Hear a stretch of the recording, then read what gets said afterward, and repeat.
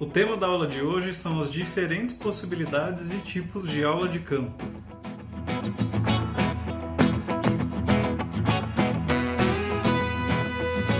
Oi pessoal, meu nome é Matheus, eu sou cantor e professor de canto e na aula de hoje então a gente vai falar sobre esses tipos, esses formatos possíveis da aula de canto.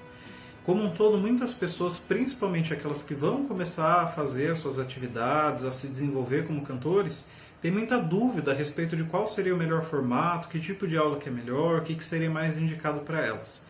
Então, pensando nisso e já apresentando também para vocês um pouquinho da estrutura da nossa aula aqui, eu separei alguns formatos possíveis de aula, alguns tipos ali que a gente tem, para poder apresentar não o que é melhor, mas as características de cada um deles, e a partir disso então a gente poder refletir, a partir das nossas demandas, daquilo que é a nossa realidade, o que é melhor, o que se adapta mais com aquilo que a gente está buscando com a nossa formação como cantores.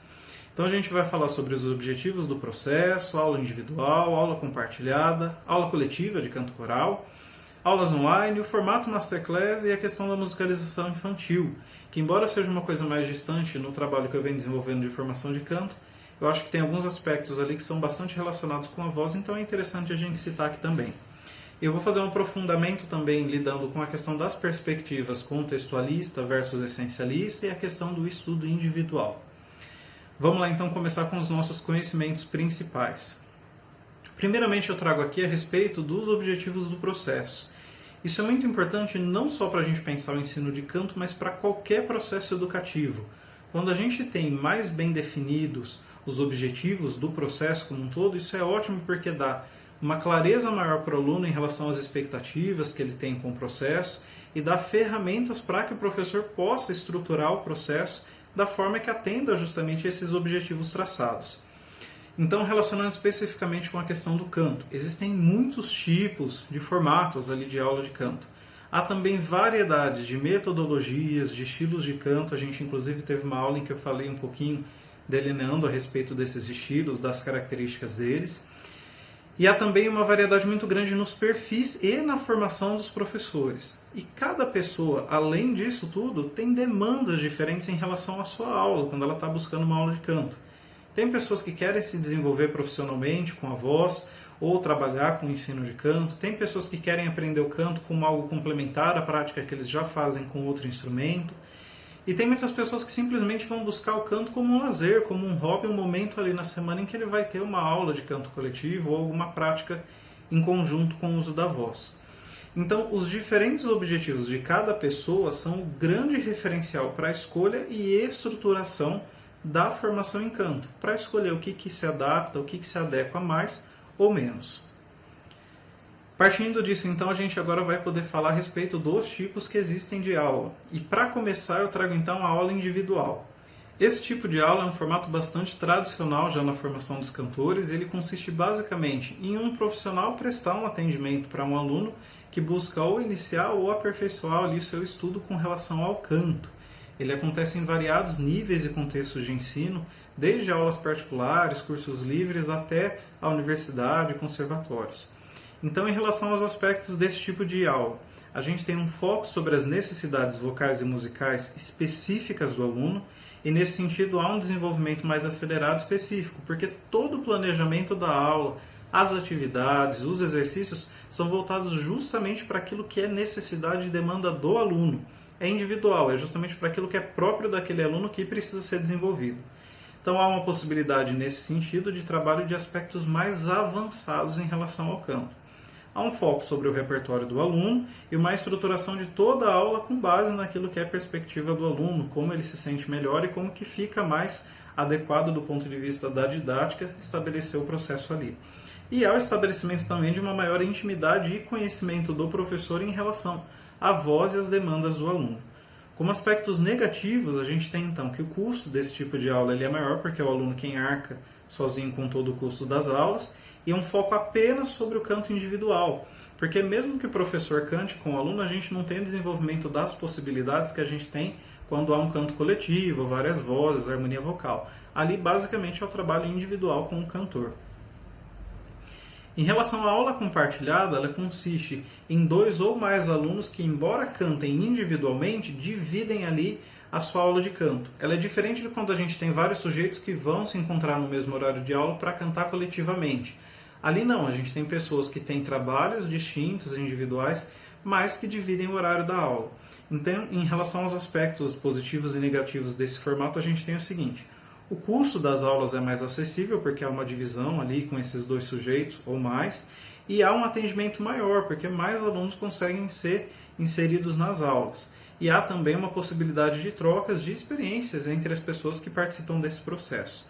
Como aspectos negativos, a gente tem que o tempo da aula é dividido entre as demandas de cada um dos alunos, então não há um aprofundamento mais extenso em relação a cada aluno. E aí, novamente, então, o aprofundamento nas necessidades de cada aluno é mais espaçado, o desenvolvimento pode ser um pouco mais lento, porque é preciso conciliar cada uma das necessidades de cada um dos sujeitos que estão ali presentes. E pode haver também a situação de que perfis e níveis musicais possam ser distintos entre os alunos que estão participando desse tipo de aula. Então não há um foco nem sobre o individual, que a gente viu quando há, por exemplo, a aula individual, e nem sobre o coletivo que a gente vai ver. Fica um pouco no meio do caminho, tentando conciliar as necessidades específicas de cada um dos cantores. Em relação às aulas coletivas ou de canto coral, a gente tem que elas são realizadas com grupos de pessoas, na proposta de formação ali de grupos vocais, de coros, e elas ocorrem nos mais diversos tipos de contextos. Então a gente tem esses grupos em associações de bairros, igrejas, escolas, empresas, são muitos contextos possíveis.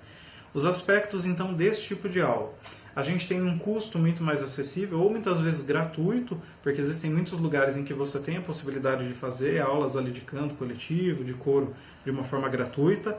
Ali você tem uma possibilidade de conhecimento de diferentes repertórios, é uma ferramenta muito eficiente na iniciação musical das pessoas, é favorecido ali o desenvolvimento da percepção musical, da leitura musical, e é também a questão da motivação, do desenvolvimento das amizades, por ser um contexto ali coletivo em que se desenvolvem as aulas. Há também um aspecto que é muito interessante, que é a questão do aprimoramento da escuta e da percepção do outro, que no canto é uma coisa que é muito significativa para o desenvolvimento na nossa formação.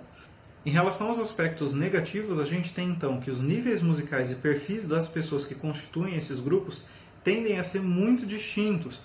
A gente tende a ter então nesses grupos idades diferentes, conhecimentos diferentes, níveis musicais, níveis de domínio da própria voz muito diferentes. Então isso daí acaba sendo uma coisa que é muito importante do regente ou do professor que está conduzindo o grupo, ter um jogo de cintura para conseguir trabalhar com todos esses aspectos ao mesmo tempo. E nem sempre é possível dar um foco para cada uma dessas demandas. A gente acaba tendo um trabalho que ele é mais geral para todos, mas que não consegue entrar nas especificidades. E o aluno tende a se adaptar ao andamento das atividades. Diferente de quando a gente tem uma aula individual, que o andamento do próprio aluno é quem vai dizer como é que vai ocorrer o processo, nesse caso geralmente é uma coisa mais pré-definida, que é o grupo como um todo vai tendo que se adaptar. Em relação às aulas online, então, elas são realizadas em vários formatos e geralmente elas são feitas ali pelas plataformas digitais, pelos meios de comunicação, entre outros aqui eu citei o Skype, o Zoom, são meios que a gente tem para desenvolver essas aulas online. Como aspectos dela a gente tem o seguinte: os pontos positivos, a gente tem uma acessibilidade ao canto e à formação musical, porque muitas pessoas vivem em contextos, em cidades em que não há muitos profissionais, então a gente consegue chegar muito mais longe e atender a muito mais pessoas por meio dessas aulas online. A questão da possibilidade de conciliação de agenda de alunos e professores e uma diminuição nos custos em relação ao transporte do aluno. O início ou continuação do trabalho com o professor desejado é outro aspecto que também é positivo. Às vezes o aluno precisa se mudar para outra cidade, mas ele quer continuar um trabalho que ele já fazia com o professor, então essa ferramenta de aula online viabiliza que isso aconteça. Como aspectos negativos, a gente tem que a escuta e a observação do professor não é completa. Nada substitui o encontro pessoal, para você ouvir a voz do aluno, observar o corpo todo dele. Então a gente lida com uma realidade que ela já é um pouco menor em relação à qualidade que a gente tem da nossa avaliação como professores. Muitas vezes há situações de problemas de conexão e o desenvolvimento da aula fica mais lentificado, porque muitas vezes você tem que propor os exercícios e esperar que a pessoa escute. Então é um andamento que ocorre de uma forma um pouco mais lenta. E há uma menor possibilidade, como você tem então, de observação de todo o corpo, da totalidade da pessoa, porque você fica preso ao que está disposto ali na tela, você não consegue interagir de uma forma mais dinâmica como a gente consegue pessoalmente. Em relação ao formato Masterclass, é uma aula que é realizada com várias pessoas em que um cantor por vez ali é trabalhado diante das outras pessoas.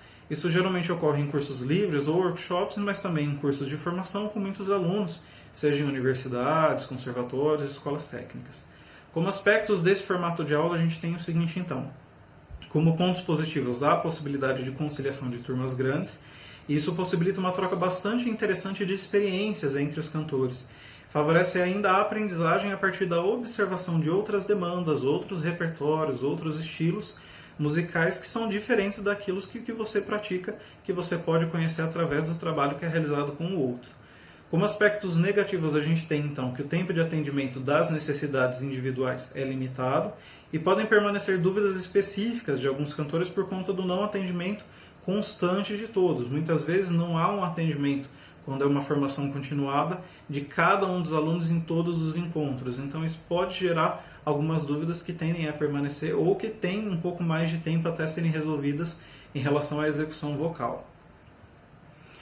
Por fim, então, em relação à musicalização infantil, é uma aula realizada com uma proposta de iniciação musical de crianças e nelas o canto ocupa um lugar muito privilegiado nesse processo. O que a gente tem basicamente é pontos positivos, que é o desenvolvimento da percepção musical, rítmica, melódica, harmônica, ao conhecimento de diferentes repertórios, instrumentos, timbres, ao desenvolvimento da escuta e compreensão dos aspectos musicais e o desenvolvimento de outras habilidades associadas à educação infantil, que a criança vai desenvolver as competências ali junto da atividade de musicalização. Entre outras coisas, a questão da coordenação, socialização, atenção, entre outros. O único ponto negativo da musicalização é que ela pode ser confundida com uma recreação que utiliza a música, mas isso não é um ponto negativo em si da musicalização, mas de uma má condução dela. Em relação a alguns aprofundamentos que a gente pode traçar, então, aqui a partir desse entendimento dos aspectos da aula de canto, é o seguinte. Eu trouxe aqui a respeito da perspectiva contextualista versus essencialista. A gente tem basicamente o seguinte. Em relação à postura essencialista, a música ela é a finalidade de todo o processo ou da prática que é desenvolvida. Então se espera que ao final daquele processo ou no decorrer dele a pessoa se desenvolva musicalmente. Já na postura contextualista, a música ela é um meio, um instrumento para se desenvolver outras atividades, outros objetivos. Isso é um aspecto que é muito importante a gente conseguir compreender e identificar para que a gente consiga ver se o lugar, a aula, o ambiente que a gente está frequentando atende às nossas expectativas. Muitas pessoas se frustram justamente por não conseguir identificar essas posturas. Então, por exemplo, se a gente vê um coral de idosos, muitas vezes ali a perspectiva é contextualista, ou seja, embora se busque ali um desenvolvimento musical, aspectos como o bem-estar daquelas pessoas, o estabelecimento de uma atividade prazerosa, de lazer, as relações que se estabelecem ali, tem um peso maior do que você pensar numa formação especificamente musical. Então, nesse contexto, o que se desenvolve ali tem um viés contextualista. Em outros exemplos, a gente poderia pensar num grupo em que tem uma perspectiva muito forte de refinamento musical. Se um sujeito se insere nesse grupo, mas ele está buscando ali mais uma atividade de lazer, provavelmente ele vai acabar destoando daquele grupo e não vai ser uma atividade prazerosa para ele, porque o que ele está buscando não é um refinamento tão intensivo da sua voz, mas participar de uma atividade que seja prazerosa na sua semana. Então, quando a gente tem esse entendimento do que é uma postura e outra, a gente consegue se adaptar melhor às aulas e aos serviços que são oferecidos, porque eles vão ao encontro da nossa busca, da nossa expectativa. Por fim, então, eu trago a importância do estudo individual. Independente do tipo de aula que o aluno cursa, seja ela individual, coletiva, se é online, se é de canto coral, todas elas não bastam para que por si só o aluno consiga se desenvolver musicalmente e vocalmente. É preciso haver um tempo de dedicação e de estudo individual na sua própria casa, na sua própria rotina, para que se consigam atingir melhores resultados no processo. Então o canto ele é desenvolvido através de processos de conhecimento e também de condicionamento da voz, da escuta, da percepção e do corpo.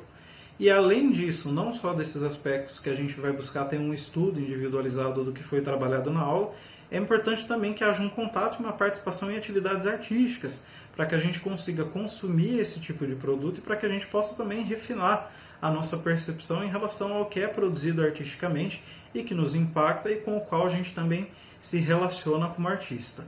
Pessoal, essa foi a nossa aula de hoje então, eu espero que ela tenha sido positiva em esclarecer algumas das perspectivas que a gente tem nos diferentes tipos de aula de canto. A gente se vê numa próxima então, um abraço e até mais!